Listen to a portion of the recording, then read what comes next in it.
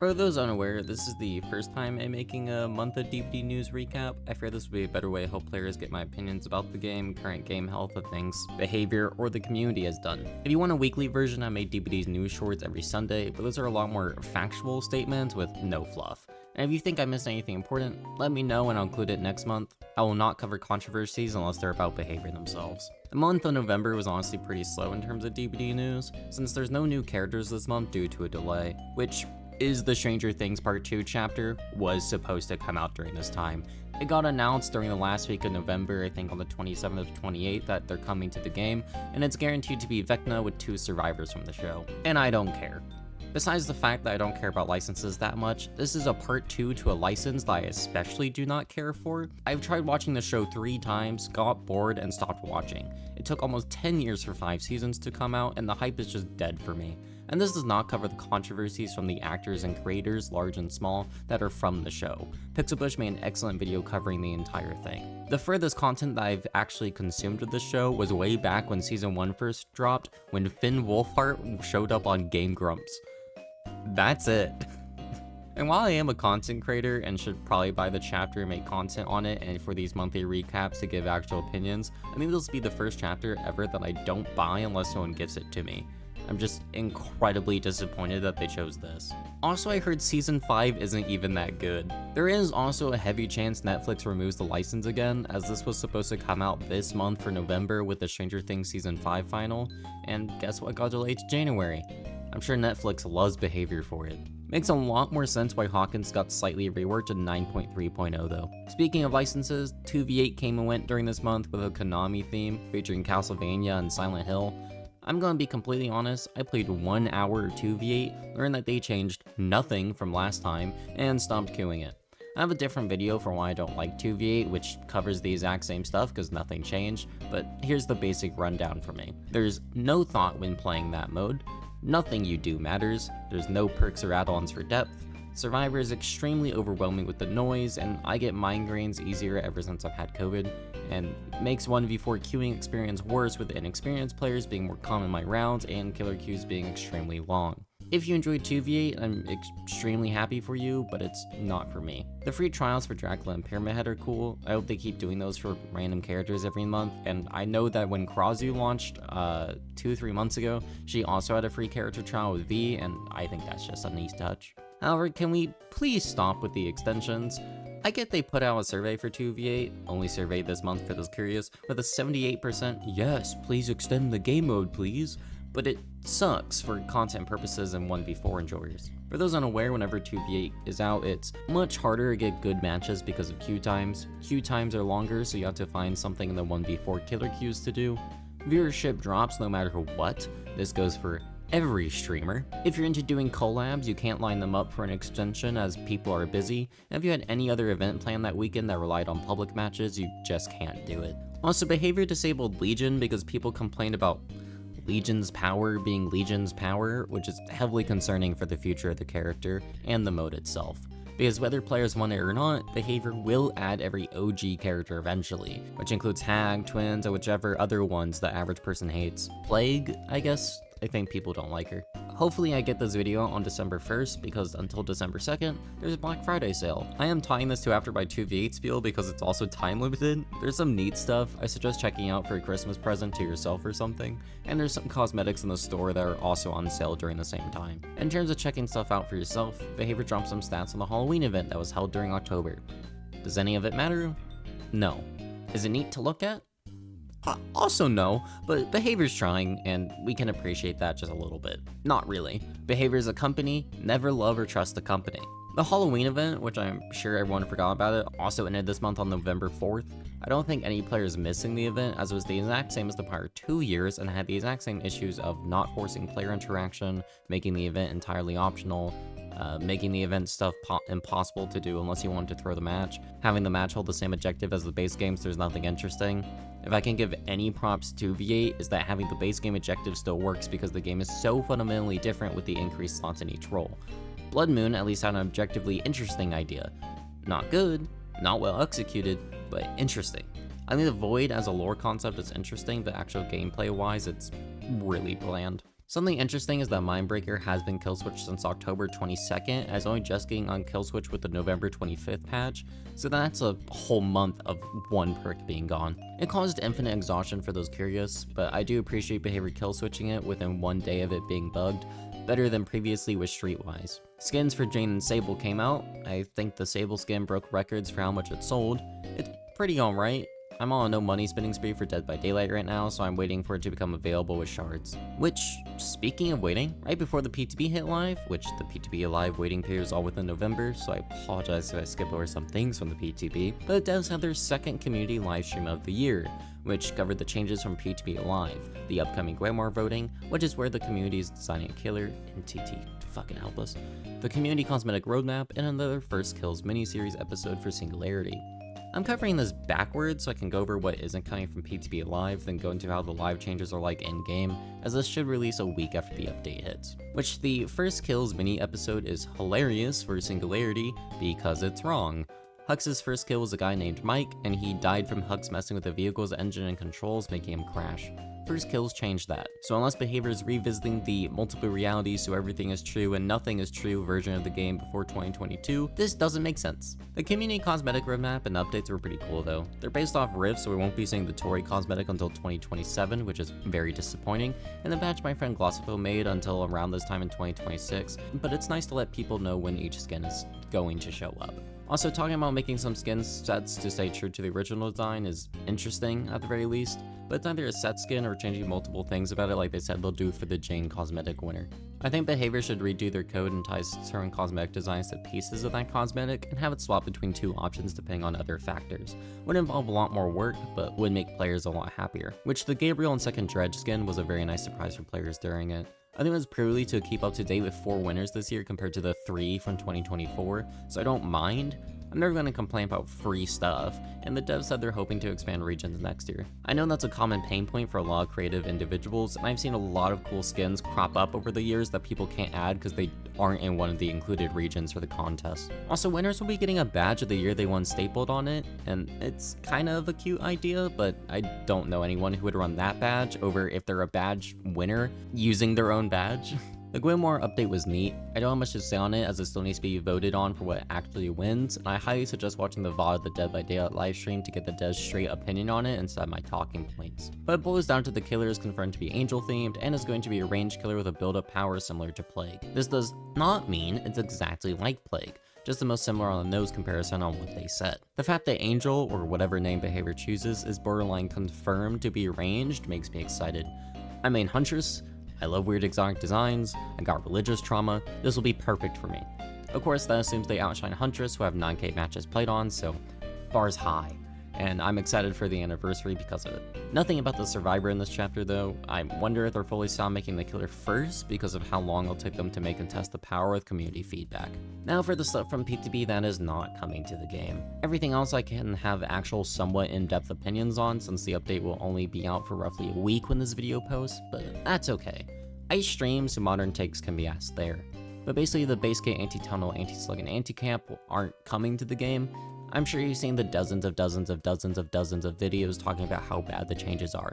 I made one myself, so I'm not going to cover why these ideas are bad again, but this did lead to an interesting interaction I had with Mr. Pope that I'll cover before the live changes. Behavior also said that MMR will be adjusted in the coming updates. I'm mentioning that now since I have zero idea if I will ever feel this take effect. They constantly say they change it. I notice zero difference in my matches outside of certain times with certain events playing on certain days. Future patches will also include reverts to Breakdown and Wicked, with Wicked being kill switched until the first hotfix, and Paladincy for some maps, not every map. I still stand by. I haven't really noticed a difference in my kill rate from these changes. I know it's not my MMR since I have a kill rate of 70-80% on all killers with 9k hours on the game, 1.3k of which is just Huntress in a match, so I don't know what that's about. I understand the complaints for like Demo or Bubba, and my Survivor escape rate has gone up when it really shouldn't be. I'm so average at Survivor most of the time, and then I get hungry and lock the fuck in so I can make food with a quick escape. Also, the base kit Cenobite Endurance nerf didn't come through, which yay, and Aegeon's Undetectable will be tied to recalling her drones. I have her P100 myself, and I know this is a change a few other Skull Merchant mains have suggested, that I pair it because it sounds really good, so I'm extremely happy this is coming through. This feels like a change that Behavior should have had with the initial patch though, and not coming in a hotfix, but that's why they should use consultants and data and all of that stuff better. Most perk changes aren't coming either. This update was honestly either a holy shit killer got giga nerfed or holy shit nothing got changed or added. I'm gonna go ahead and pair Scott John on this. I do kind of agree that I'd rather have a shitty update with new content to talk about than absolutely nothing happening, especially during December where the devs go on holiday for 2 or 3 weeks, so now there's literally nothing until the start of January. So we have to wait until I think January 27th or 28th for something to actually come to the game again. Behavior chose option 2 if it's not obvious. And as I said earlier, I had a neat interaction with Mr. Pope on Twitter. It started before the community stream of him saying he hoped we could work together as a community to work past what Behavior did previously, do better in the future. I waited till after the stream to quote retweet it with a huge rant because some things weren't addressed. Which I don't recommend following me on Twitter because 1, it's Twitter, and 2, I retweet things that would instantly get me banned on YouTube and blocked from entering the heavenly gates. I mostly use it to tweet random shit.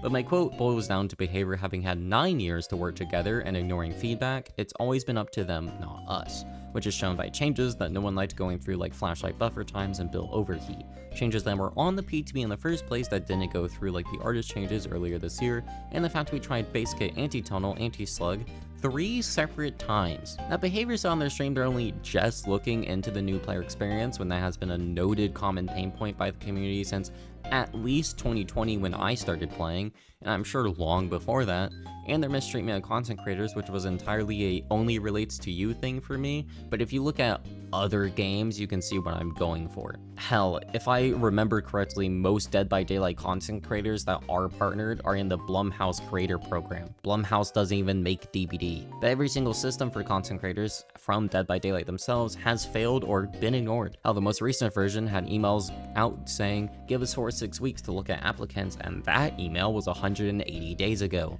Literally over 100+ days for a response from that email. But Mr. Pope actually responded for my opinion on what I want the PTBs to focus on, and did read the full rant. I don't know if he showed it to the rest of the team or maybe his manager, because let's face it, like it or not, this game is made by a business who has managers, and the managers get final say on everything. And if there's anything I know about business, is that managers get into a position not because they know what they're doing, but because they're good at cost-saving efficiency. Which there was a really good video that came out recently by, I think, a guy called Treacherous Crow or something, going over why the game is what it is right now for its state, and goes over how they're probably trying to save money while also gaining the most money by pleasing survivors, because survivors are easy to produce and also make the most because of that with less upkeep compared to killers, and it's worth the watch. I'll link it below. Now, you can feel free to disagree with me on this, but I suggested that they focus on quality of life, accessibility, and bug fixes while opening up better data gathering points like forums for people who frequently DC against certain killers and players with over 100 hours on certain killers. For me, that would be Demo, Blight, Billy, and Huntress, and no one else according to that stat website, which is more than fair to me. I would also suggest that they go ahead and release the stuff that they already have mostly done for killers and survivors, and then as that stuff finishes, pushing that team around to making killers and adding upkeep to them. I know with license holders, I hate licenses, as I already said earlier. I'd rather they work on license chapters and release them so the license holders are happy, and those players can get skins or live updates, and we don't risk losing more content. Whether he saw it in his, I'm sure, endless notification spam for being a publicly known behavior employee who responds to people on Twitter, or the team actually follows it for future updates, I have zero idea. I know the upcoming content is guaranteed to come out anyway since it's finished, so this might be an after anniversary thing, which at that point I guarantee you it's going to be too late, but I said that last time, and I said that they should have fixed the tutorial before FNAF came to the game, so maybe I'll be wrong. I also want to touch more on the working on the new player experience thing. I find it crazy Behavior is only just doing that after FNAF came to the game, like I just said. That is arguably their largest license drop ever, and it even brought in like 6 to 7 content creators I like to watch from the FNAF and indie horror scene. Why are we only just trying to fix it? It's better late than never, but this is extremely late. And behavior seems to always choose late. Did you know that DBD League got hosted on the official DBD Twitch channel the day after the community stream, by the way? I didn't watch it since I don't care for the competitive scene of this game, at least to that level, but it's still kinda cool. I think Team Invictus, if I recall, won or something. I have zero idea. However, Horser made a video that is 13 minutes long talking about sprint bursts, and it's very well made, but I also can't help but laugh that one perk brought him to make a 13-minute long video. From the circle I talk in, I found I am literally the only one who does not care about sprint bursts being objectively the best exhaustion perk in the game and impacting game health. I do, however, find it extremely funny that people who complain about sprint bursts sometimes love 2v8, which has it at a button press that impacts the entire Survivor team, and I just find that really funny. The 9.3.0 patch also dropped some skins for the Walking Dead characters, which I didn't watch the show past season 2 due to the zombies taking a backstep, but I'm sure it's cool for enjoyers of the show. I did open the game that day to a free Tiffany badge. Behavior went back to give a badge and charm for owning certain Chucky skins, which is an incredibly nice touch and didn't need to be done. Almost as nice as the LD badge and banner that Behavior is giving out with code Finders Creepers, I think, due to LD's first ever rift lacking anything relating to her. Of course, with new updates, there's also new data mine files. The winter event returns December 9th and lasts for, I think, almost a whole month until January 7th. And as far as data mining is concerned, it's the exact same event as the prior, like, 4 to 5 years. So I don't really care. Orilla is getting a sweater though, along with V, Rick, and Michonne. They're all going to be limited time, and you'll have to spend money on them or wait till next year. And it seems like the only full cosmetic outfits releasing this Christmas are for Ghostface and Chucky, which double license stuff, so joy. But I'm hoping the roadmap releasing on December 1st, the day that this goes up, shows off a bit more for players to enjoy. The event itself will be giving out 3 badges, 2 banners, a charm, weapons for Nurse, Houndmaster, Unknown, and sweaters for Michaela, LD, and Jake, which are the weird star sign stuff. I am forgetting the name. Constellations. Holy shit. This is how you know I only partially script these. As well as full skins for Crossu and Gabriel, which you can already view in the store. If you go to filters, unclick available, and select the individual pieces, you can see the full thing. And now let's talk about the actual update. For bug fixes, we had 104 total bug fixes, with the Huntress Hatchet bug of hatchets disappearing mid-air finally got fixed after hits will really start becoming a problem when Orella released to the game. But in return, she got a bug that lets you hit 2 survivors at the same time. I'm not gonna tell you how to do it. You will probably do it accidentally if you play her. It's honestly not that hard to accidentally do. As a survivor, if you do actual, proper Huntress counterplay, you're not going to see it. But I do want to point out, I complained to Hens333, a consultant for the game, in DMs with a very large paragraph message and not a YouTube link, it was a clip. I then posted it as an unlisted YouTube video about the Huntress bug happening last patch, and then it got fixed this time. And the unlisted video has 5 views on it. So I don't want to say that if a bug exists for 2 years and you think Behavior has ignored it and isn't gonna fix it, if you bother Hens, it might get fixed. Obviously, don't do that. He only gets notified of my DMs because we've talked on Twitter before for like some Twitter conversation. So I don't do that. I was just desperate for my character to get fixed because it's really annoying. And happy to say I haven't had a dedicated hit or a hatchet disappearing since it's been fixed, so benefits. Now, the actual small changes include a small camping change. The meter feels faster now, if I recall. So far has had 0 impact on my matches. I almost got it to work in a survivor match on one of my teammates because of the killer proxy camping, but my teammate swooped in and unhooked anyway, so didn't do anything. The small unhook timer benefit increase from 10 to 15 seconds, that's the haste and endurance. This guarantees an escape at exit gates if the killer hooks too close, like almost guaranteed. It also makes deliverance guaranteed against most killers without a grab or a chainable insta-down ability. Not ideal, but if Behavior must nerf tunneling somehow, it's way better than PTB.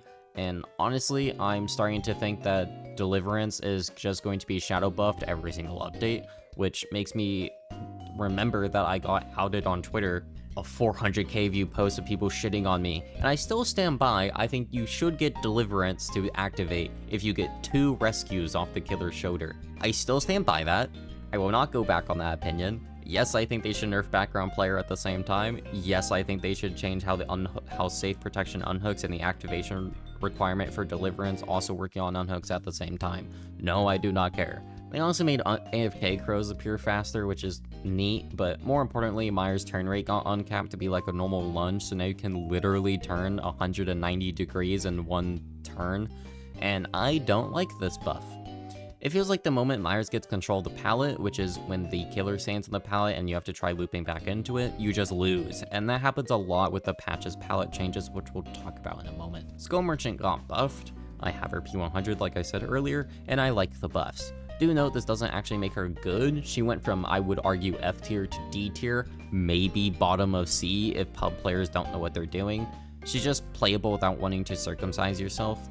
I think that drone dart idea they pitched a little while ago should still come to the game to give her just a little bit extra, but I can understand if pub survivors still don't know how she works, kinda like Sadako or some other killer.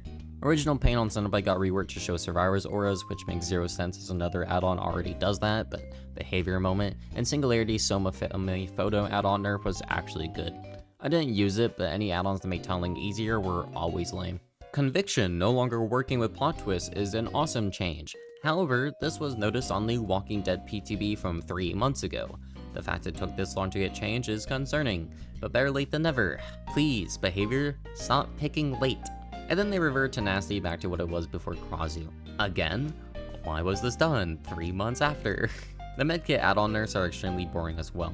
Styptic Agent got changed from having a 5-second endurance to healing yourself 15% more efficiently, which is worse than the Brown Bandages add-on for more charges. Extremely lame, but the add-on was annoying to go against, so I understand this one. The Syringe, on the other hand, I don't enjoy, I don't understand the decision, and it sucks. I really liked the 16-second auto heal so much as killer and survivor. I have about an 80-20% play rate, and if you ever come into stream, I will show you my stats. I am too lazy to put an image here because they change all the time. It added a sense of pressure during the chase of, oh shit, don't let that pop, or okay, now I gotta play for the heal. And I found that extremely fun. Now it's just, oh boy, I'm no longer exhausted. Guess I'll use Sprint Burst again, which I haven't noticed anyone using it in matches either outside of 1 to 3 times, and watching Hens do balance landing into a dead hard, which I have also tried to do. But that was the day after the update came out, where its use should be an all-time high, and the changes I would have preferred would be a 16-second heal that doesn't get affected by healing perks and doesn't progress when doing objective like generators or healing. Make it a chase-only item, please. That's the fun part of the game. And macro play. I enjoy macro play, but I'm weird. DVD killer score events got rage, which is neat. I don't know why they're buffing the blood point gains when you still have over a dozen blood point offerings on both sides that are useless and actively give you less blood points than they cost on average, but sure. Also, I still really want there to be a global cap to BP per match to 40k and uncapped categories. Also, why does Huntress and a few other killers that I'm forgetting have a limited amount of blood points they can get for power usage, but Blight and most others don't? It's weird. And palette density changes suck. Every single tile on the maps that got changed, including all Autohaven and Macmillan maps, got made into 50/50s, which very little loopability. It's still playable, just want to make that clear, but way less fun for both sides, as it's kind of just eat pallets till a hit or strong tile is reached. It also weirdly nerfed killers like Demo and Bubba. You can't really mind game the 50/50 rocks with Demo because of the collision, so you have to eat the pallets, and it makes them pretty annoying to play. That's on top of the invisible walls. Which is funny, because it went from, wow, there's a lot of good pallets, they should correct this, to, wow, there is nothing here.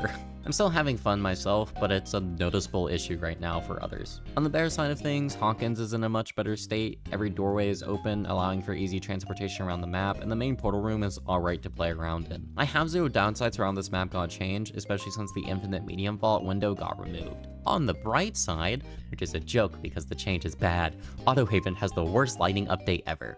Next to when they originally changed Cold Wind. I can't see shit. My chat can't see shit. It's bad.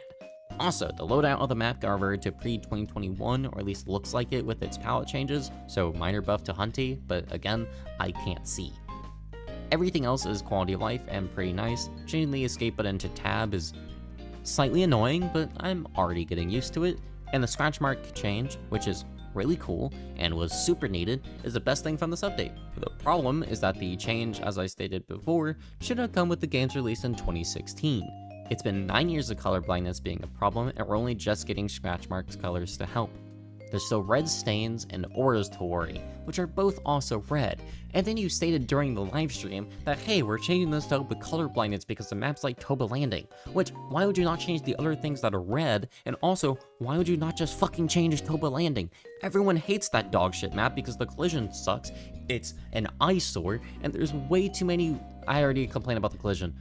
Fuck it, I'm gonna complain about the collision again. I hate that collision, and you added an invisible wall on main that blocks projectiles like on a 50-50 depending on ping. Fucking hate that map. I hate Nostromo too. Both of those maps suck.